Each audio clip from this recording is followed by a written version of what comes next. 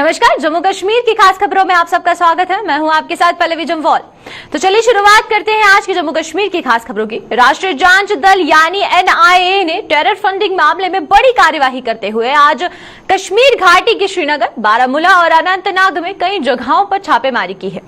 इस छापेमारी के दौरान एनआईए ने सिराजुल उलूम के नाम से चल रहे एक दारुल उलूम यानी एक इस्लामिक मदरसा के अध्यक्ष सहित 5 लोगों को गिरफ्तार किया।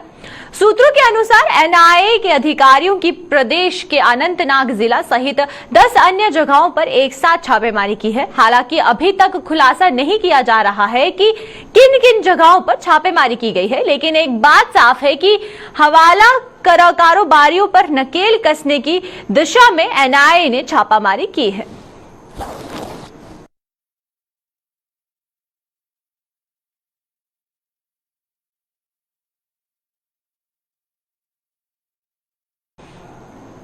भारतीय जनता पार्टी जम्मू जिला ग्रामीण कार्यकारिणी की बैठक नगरोटा में हुई, जिसमें सांसद जुगल किशोर शर्मा मुख्य रूप से मौजूद रहे। बैठक से पहले दिव्यांग नेता श्यामा प्रसाद मुखर्जी और दीनदयाल उपाध्याय को श्रद्धांजलि अर्पित की गई। उसके बाद बैठक की शुरुआत की गई। बैठक में डीडीसी चेयरमैन जम्मू भारत भूषण, पूर्व मंत्री श्यामलाल शर्मा, बाली भगत सहित अन्य भाजपा के नेता और कार्यकर्ता भी मौजूद थे। इसमें पार्टी के कार्यकर्ताओं ने पिछले 3 महीने में जो कार्य किए होते हैं उसकी समीक्षा होती है और आने वाले दिनों में पार्टी के क्या कार्यक्रम हैं, उनको कैसे सफल बनाना है, उस पर जो है वो चिंता व्यक्त की जाती है और उस पर चर्चा होती है। तो ये बहुत अच्छी बात है कि पिछले दिनों आज आपने देखा कि नगरोटा जो क्षेत्र है, जहां पर जम्मू ग्रामीण जो जिला हमारा, जिसके प्रधान हमारे राजेंद्र सिंह चिब जी हैं, उनके नेतृत्व में जहां पर एक बहुत अच्छी कार्यकारिणी की बैठक चल रही है, जिसमें अभी तक जो चर्चा हुई कि पिछले दिनों कोरोना महामारी से निपटने के लिए यो कदम केंद्र सरकार द्वारा उठाए गए थे और फिर जम्मू कश्मीर में भारतीय जनता पार्टी के कार्यकर्ताओं द्वारा उठाए गए। आज जो मीटिंग है यहाँ पर नगरोटा में, जो भारतीय जनता पार्टी की जम्मू जो ग्रामीण जिला है उसकी कार्यकारिणी की बैठक है, जहाँ हमें भी बुलाया गया, हम भी जहाँ आए और जहाँ पर जो अपनी बात है वो रखी है। क्योंकि हमारे जिम्मे डिस्ट्रिक्ट डेवलपमेंट काउंसिल का कार्यभार है, चेयरमैन हूँ मैं, और जहाँ लोगों की जो परेशानियाँ हैं, अभी जहाँ मुझे लोग मिले हैं, उन्होंने कहा है कि 3 हमारे ट्यूबवेल जो जहाँ पर हैं, तभी बाबा जी के स्थान पर जगटी में चारू हुआ, जगटी में और दूसरा एक 3 जगहों पर जो ट्यूबवेल थे वो तीनों के तीनों मोटरें खराब हैं। अभी मैंने सुपर इंजीनियर से बात की है, मैंने कहा फौरी इनको ठीक किया जाए। और यहाँ के हैंडपंप जो बहुत सारे के सारे खराब हैं, वो भी मैंने जो हमारे एक्शन ग्राउंड वाटर उनसे कहा है कि एक टीम भेज के और इस इलाके में जितने भी हमारे हैंडपंप खराब है उनको ठीक किया जाए जल्दी से जल्दी, ताकि लोगों को राहत। भाजपा की आरएसपुरा जिला की आज कार्यकारिणी बैठक हुई। बैठक की अगुवाई आरएसपुरा जिला प्रधान हरभजन सिंह ने की है। बैठक में पार्टी के पिछले 3 महीनों की कामकाज की समीक्षा के साथ साथ भविष्य की रणनीति पर भी चर्चा की गई। बैठक में पूर्व मंत्री व भाजपा प्रदेश उपाध्यक्ष श्यामलाल चौधरी, डीडीसी सदस्य प्रोफेसर घारूराम भगत सहित अन्य पार्टी नेता और कार्यकर्ता मौजूद थे। इस अवसर पर अपने संबोधन में पूर्व मंत्री ने कोरोना महामारी के दौरान पार्टी कार्यकर्ताओं द्वारा निभाई गई भूमिका की जमकर सराहना भी की।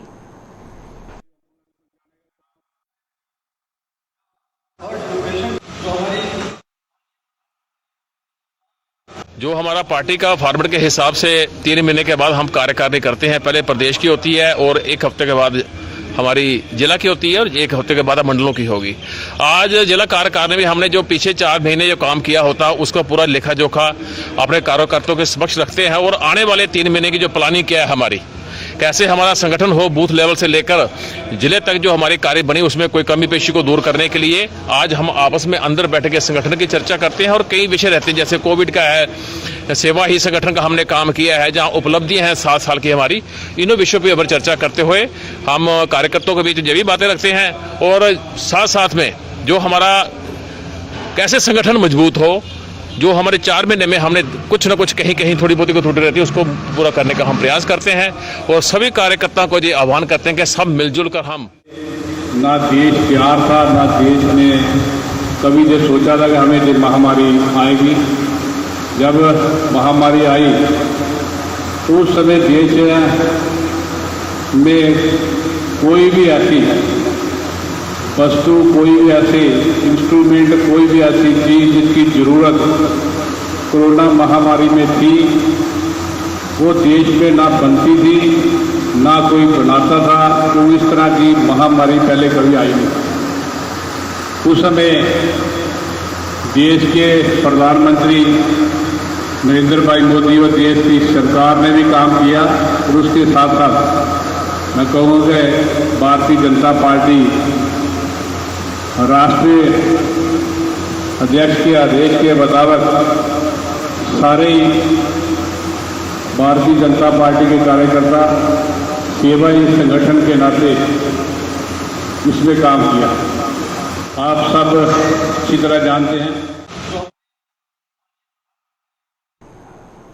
भाजपा महिला मोर्चा की राष्ट्रीय अध्यक्ष वनाथी श्रीनिवासन आज जम्मू के दौरे पर है। अपने दौरे के दौरान महिला राष्ट्रीय अध्यक्ष ने जहां जम्मू पार्टी मुख्यालय में प्रदेश महिला मोर्चा की कार्यकारिणी बैठक की, वहीं भाजपा महिला मोर्चा की राष्ट्रीय अध्यक्ष ने आरएसपुरा का दौरा किया। इस दौरान उन्होंने महिला मोर्चा की कार्यकर्ताओं के साथ बैठक की और महिला सशक्तिकरण की दिशा के काम करने का आह्वान भी किया है। बैठक में पूर्व मंत्री व भाजपा प्रदेश उपाध्यक्ष श्यामलाल चौधरी भी मुख्य रूप से मौजूद थे।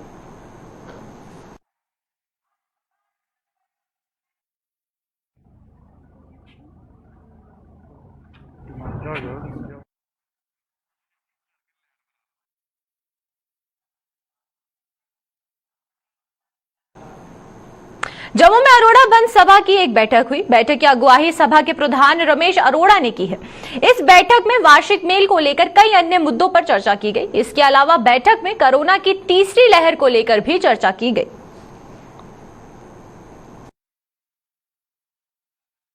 और हम लोगों ने ये तय किया है कि कोविड की गाइडलाइंस को 100% फॉलो करते हुए 10-10 लोग करके माथा टेकेंगे और सबकी भलाई के लिए काम करेंगे। दूसरा ये तय किया है कि 4 लोगों की टीम बनाई है जो वैक्सीनेशन में शहर में जा के लोगों से मिलते हुए वैक्सीनेशन करवाने में मदद करेगी। 2 लोगों की हम लोगों ने ड्यूटी लगाई है कि वो ऐसी लिस्ट बनाएंगे कि जिनकी कोरोना के अंदर डेथ हुई है उनकी फैमिली की फर्स्ट हैंड रिपोर्ट कि उनकी फैमिली की कंडीशन क्या है, उनमें हम लोग सोसाइटी से क्या मदद करवा सकते हैं, जो फाइनेंशियली साउंड है वो कैसे मदद कर सकते हैं या उनकी और देख रेख में क्या मदद हो सकती है। आज एक और डेली वेजर लाइनमैन बिजली की करंट का शिकार होकर अपनी जान गंवा बैठा। मृतक डेली वेजर की पहचान दर्शन लाल के रूप में की गई। बताया जा रहा है कि मृतक वार्ड नंबर 32 में लाइन की मरम्मत कर रहा था।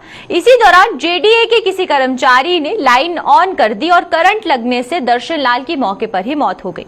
इसके विरोध में तालाब तिलोक कैंप के लोगों ने प्रदर्शन किया और दोषी जेडीए के कर्मचारी के खिलाफ कार्यवाही करने और मृतक लाइनमैन के परिवार को नौकरी और मुआवजा देने की भी मांग की है।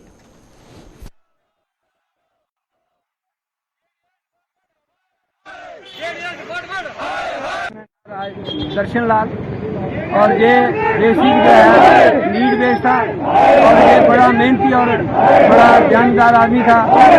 हर आदमी इसको पसंद करता था। इसी के उपलक्ष्य में पूरा समाज जो है वो इकट्ठा हुआ है और वो प्रोटेस्ट कर रहा है कि हम अपील करते हैं पुलिस को कि जिन्होंने ये ऐसी कार्रवाई हरकत की है उनको सलाखों के पीछे रखा जाए।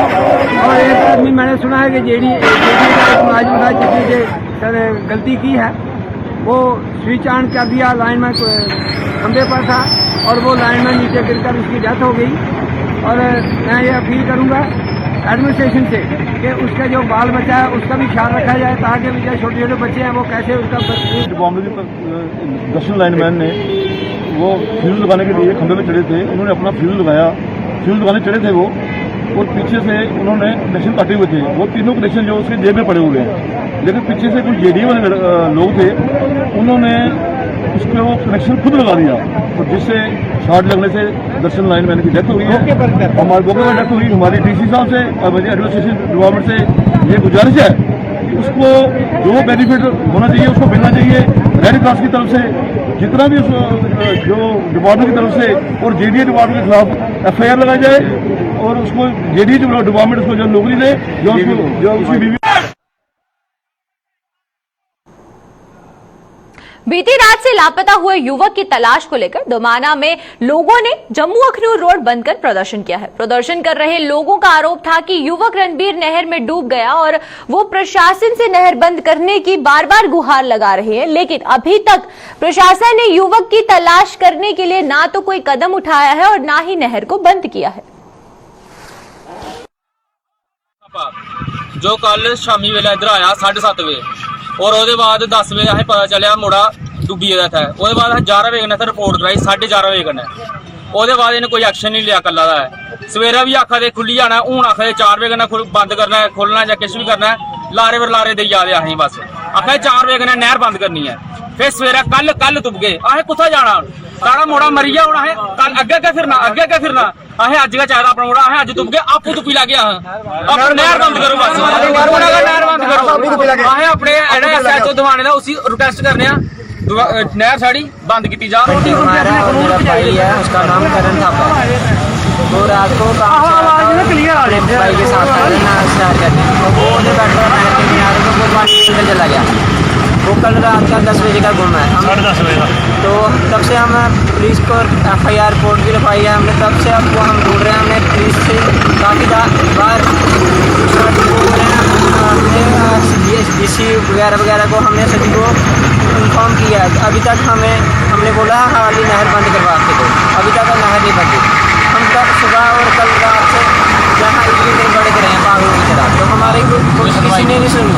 मेरा कजिन है करण थापा, वो कल रात 10 बजे से गायब है। केड़ी ग्रां तो ये सारे दुर्गा जट 1275, ठीक है।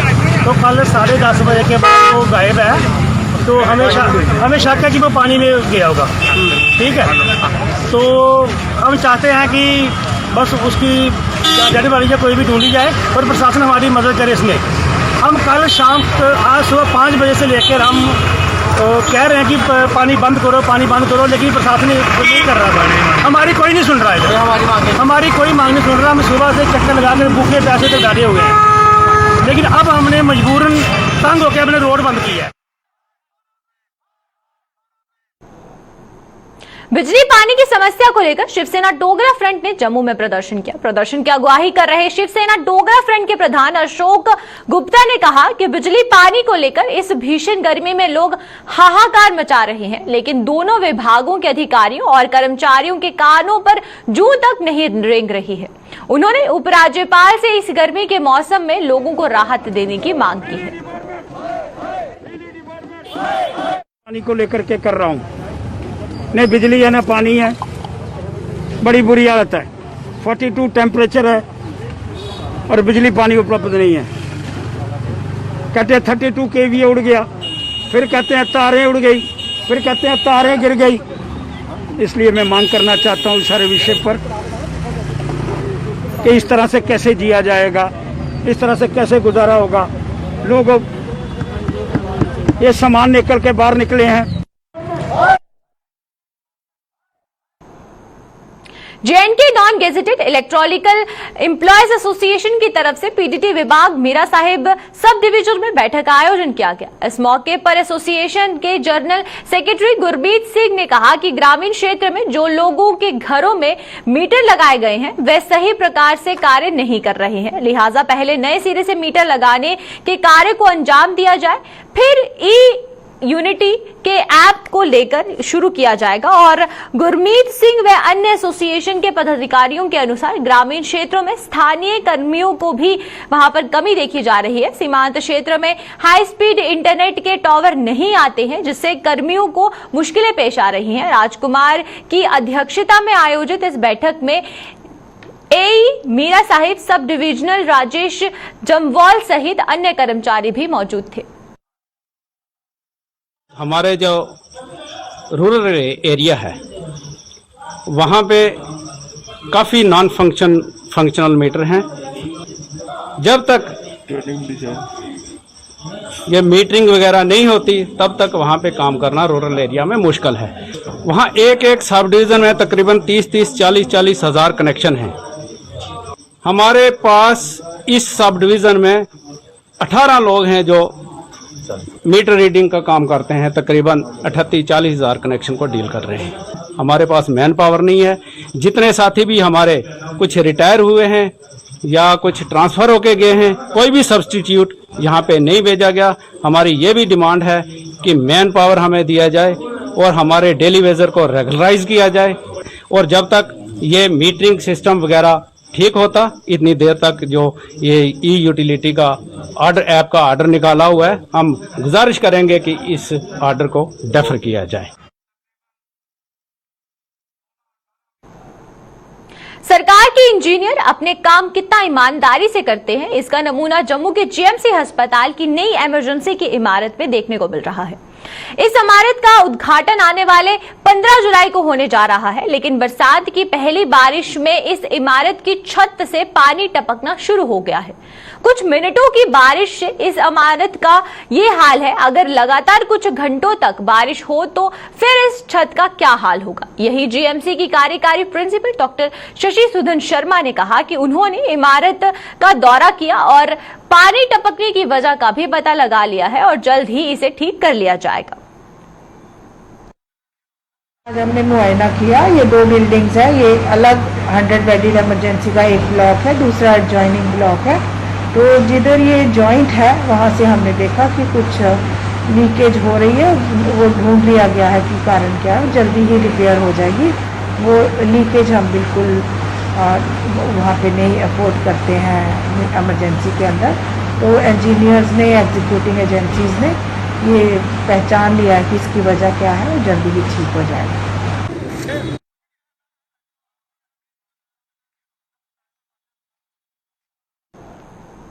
सरकार द्वारा गरीबी रेखा के नीचे जीवन बसर करने वाले लोगों को पक्का मकान उपलब्ध कराने के लिए प्रधानमंत्री आवास योजना का शुभारंभ किया गया था।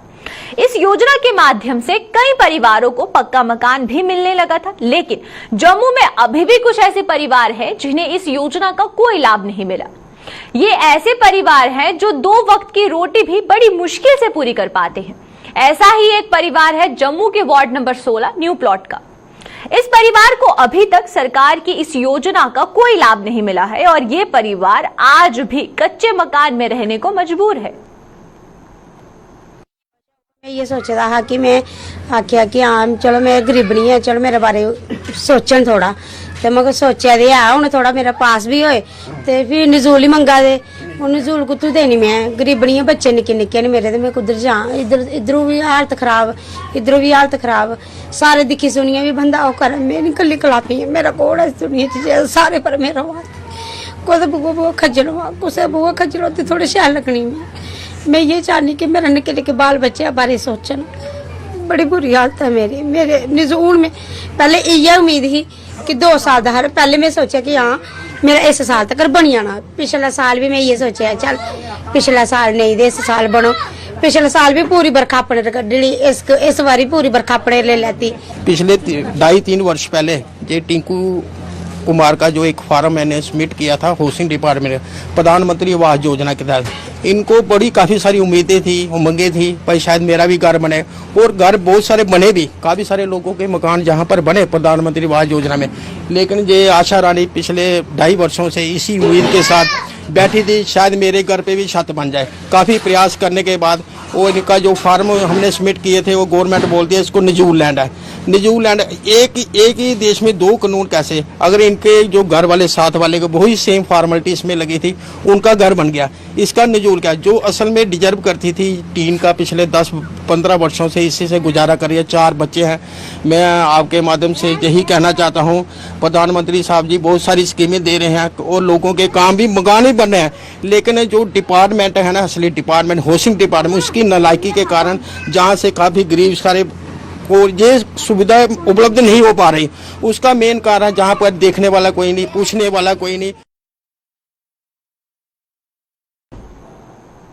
जम्मू में बने न्यू बस स्टैंड से बस सेवा शुरू न होने कारण वहां से दुकानदारों ने एक बार अपनी आवाज फिर उठाई है।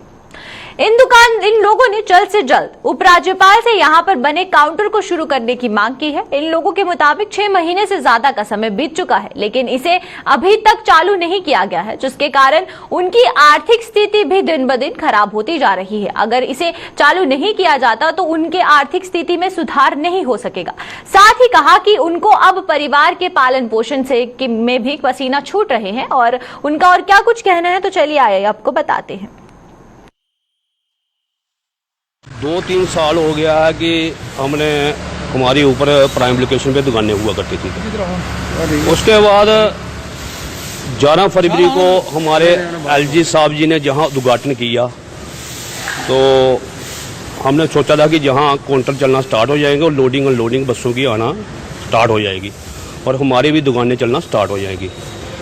उसके बावजूद जहां ना लोडिंग अनलोडिंग हो लगी है ना काउंटर जो जहां स्टार्ट हुए हैं, तो 2-3 साल से हम आगे परेशान थे और 11 फरवरी ये लोडिंग अनलोडिंग और काउंटर चलना स्टार्ट हो जाएंगे। उसके बाद हमने चैम्बर ऑफ कॉमर्स इंडस्ट्री के अध्यक्ष अरुण गुप्ता जी की अध्यक्षता में हम डीकॉम साहब जी से मिले और डीकॉम साहब जी ने भी हमारे को आश्वासन दिया और हमारे बस स्टैंड में भी आए। वो फुली इंटरेस्टेड हैं कि ये जो काउंटर और लोडिंग और लोडिंग बसों की जहां पर होनी चाहिए और डिवीजन कमिश्नर साहब फुल इंटरेस्टेड हैं, वो पूरी पेन ले रहे हैं। उसके बावजूद भी ये जो लोडिंग और काउंटर नहीं कर रहे हैं और हमारा परिवार इस वक्त बहुत सफर कर रहा है। सर यहाँ तो सबसे बड़ी प्रॉब्लम ये है कि ये बस स्टैंड बहुत अच्छा बना है, गवर्नमेंट ने एक जम्मू की डेवलपमेंट की है, तो हमें लगता है कि आगे ऐसे स्टेप और भी उठाएगी। लेकिन दुकानदारों के साथ तो इतना बुरा हो गया है कि उनकी फैमिली पालना बड़ा मुश्किल हो गया है, क्योंकि काम धंधा है नहीं है।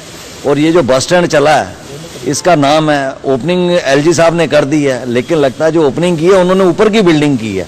हम चाहते हैं कि वो पता नहीं, उनसे पूछना पड़ेगा कि कब नीचे की बिल्डिंग की ओपनिंग करना चाहते हैं, इसका नहीं पता लगा। ये सिर्फ एक डंप स्टेशन बन गया है, ये यहाँ पे तो एक यार्ड बना दिया इन्होंने। हाँ, इनका रेवेन्यू जरूर इकट्ठा हो रहा है कि हर 5 मिनट की सर्विस है, 5 मिनट में 50, लेकिन दुकानदारों के कुछ भी नहीं सोच। ये बस स्टैंड कैसे चलेगा, ये बिल्कुल नहीं है। यहाँ तो बिल्कुल सोच ही नहीं है कि कोई अफसर पेन उठा ही नहीं रहा। हाँ, हम जो बड़े अफसर के पास आते हैं वो कहते हैं नहीं चलेगा, आपको वेट करना है। वेट तो हमें 6 महीने। लेकिन सर बड़े ही अफसोस के साथ कहना पड़ता है कि 6 महीने हो गए इस बिल्डिंग को ओपनिंग किए हुए, लेकिन आज तक कोई भी दुकानदार दुकान नहीं खोल पाया। वो सिर्फ इसलिए कि जब तक पब्लिक अंदर नहीं आएगी, नहीं होगा, तो ये दुकानदार क्या करेंगे, कैसे अपना रोजगार चलाएंगे, कैसे अपनी फैमिली को पालेंगे। मैं ये कह रहा हूं कि ऐसा कौन सा सस्पेंस है। कम साहब यहां पे आए, एसएसपी ट्रैफिक यहां, आरटीओ यहां पे आया, बीसी साहब यहां पे आए, सब कुछ करने के बावजूद भी ये प्रॉपर तरीके से ये बिल्डिंग क्यों नहीं चल पा रही है, इसका क्या रीजन है ये सर मुझे नहीं पता। लेकिन मैं ये चाहता हूं कि ये दुकानदार बेचारे क्या करेंगे, जब क्या करेंगे, कहां से खाएंगे और कहां से लगाएंगे। इसलिए मेरी ये गवर्नर साहब से स्पेशली हाथ जोड़कर विनती है कि जनाब गवर्नर साहब, जनाब आप आए और खुद आकर यहां पर देखें कि ये दुकानदार कितने परेशान हैं। बड़ी ब्राह्मणा तहसील कॉम्प्लेक्स में बैठने और उचित व्यवस्था न होने के लिए अर्जी नवीसों, नोटरी, स्टैम्प पेपर वेंडर और अर्जी नवीसों को बारिश के मौसम में परेशानियों का सामना करना पड़ता है। उचित जगह न होने के कारण ये लोग बारिश के मौसम में नहीं आते हैं, जिसके कारण आम लोगों को परेशानियों का सामना करना पड़ता है। इन लोगों ने प्रशासन से तहसील कॉम्प्लेक्स में उनके बैठने के लिए उचित व्यवस्था करने की मांग की, ताकि उनके साथ साथ आम लोगों को परेशानी न उठानी पड़े।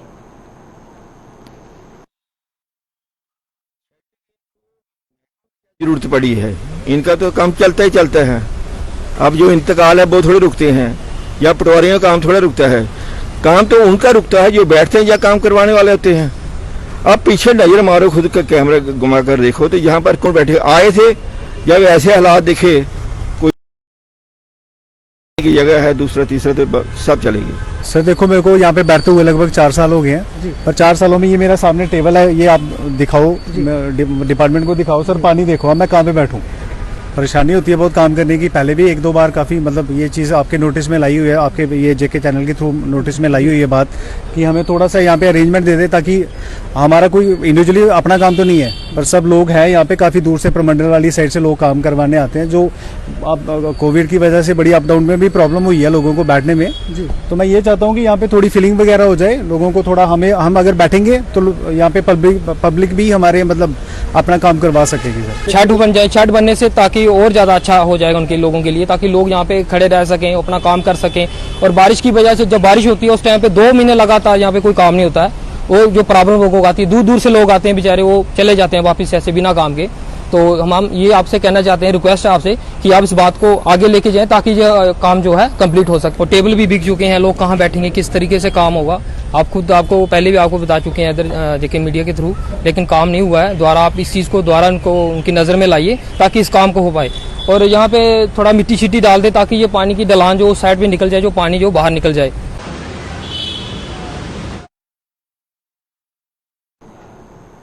जम्मू के रहने वाले राजेश पादा, जिनकी उम्र करीब 60 साल से ज्यादा है, और राजेश युवाओं के लिए एक मिसाल पेश कर रहे हैं। हालांकि इन्हें देखकर ये नहीं लगता कि इनकी उम्र 60 साल से ज्यादा होगी। ये अभी भी अपने आप को फिट रखते हैं और इनके गठीले शरीर को देखकर कुछ नौजवान इनकी राह भी चलना चाहते हैं। और हालांकि इन्होंने कई इनाम भी जीते हैं, और राजेश पादा भी यही कहते हैं कि अभी तो मैं जवान हूं, रोजाना व्यायाम करने और इनके जीवन का एक अंग बन गया है। और इन्होंने और क्या कुछ कहा है, तो चलिए आइए आपको वो भी बताते हैं। मेरा नाम राजेश पादा है, मैं जम्मू का ही रहने वाला हूँ, रादर मैं गांधीनगर में रहता हूँ और मेरा अपना बिजनेस है। और अभी मैं आपको मेरी जो एज है, मैं इस समय 1958 बॉर्न हूँ और मेरी एज इस समय 63 रनिंग है। और मेरी जो फिटनेस का राज जो है, वो फिटनेस का राज ये है कि तकरीबन मुझे अब 10 साल दौड़ते हो गए। उससे पहले मैं एक जैसे आम शहरी होते हैं, मैं उन्हीं की तरह ही था। सुबह कभी कभार सैर कर लेते थे और सैर के बाद थोड़ा बहुत जो भी घर में जो अगर फिर भी अच्छा ही चल रहा था, तो है ये मेरा एक अलग सा एक बन गया। और इसमें मैं एक चीज़ ज़रूर कहूँगा कि मेरे परिवार का, मेरी फैमिली का इसमें बहुत बड़ा हाथ है। 100 में से तकरीबन मैंने सारे कंपटीशन जीते हैं मैंने, और जो पोडियम फिनिशेस हैं वो 20-25 से ज़्यादा हैं, जिसमें कि जैसे बोलते हैं फर्स्ट, सेकंड और थर्ड, वो 20-25 से भी ज़्यादा होंगे। अब मैं इतना आपको जो है कि बता नहीं पाऊंगा, इस करके मेरे लिए दौड़ना अब दौड़ना नहीं है, ये मेरे लिए मेडिटेशन है। अब मेरे साथ काफ़ी लोग लगे हैं, मैंने बड़े लोगों को सिखाया है। तकरीबन मुझे 10 साल दौड़ते हो गए हैं और मेरे साथ तकरीबन कोई, मैं ज़्यादा नहीं बोलता, 300-400 रनर तो जम्मू के हैं जो मेरे साथ करते हैं और वो भी खुश हैं, उनका भी लाइफस्टाइल पूरा बदल रहा है।